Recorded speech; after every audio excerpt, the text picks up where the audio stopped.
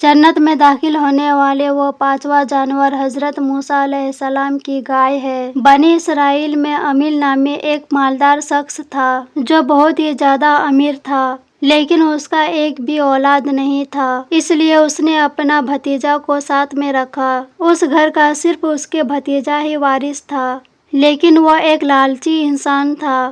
امیر بننے کے لالچ میں اس نے اپنے چچا کو ایک دن جان سے مار ڈالا اور لاش کو راستے میں پھینک دیا۔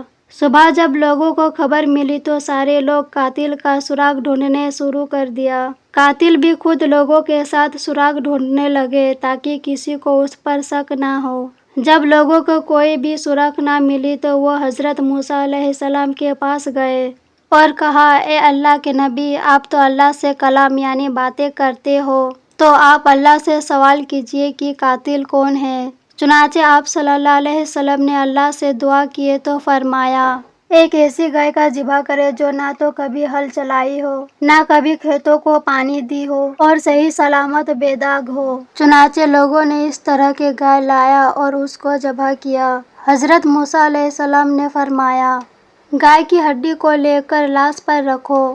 جب لوگوں نے گائے کی ہڈی کو مردے کے اوپر رکھا تو مردہ زندہ ہو گیا اور قاتل کی طرف اشارہ کیے اور پھر دوبارہ فوت ہو گئے۔ گاؤں کے لوگوں نے قاتل کو سزا کے طور پر قتل کر ڈالا۔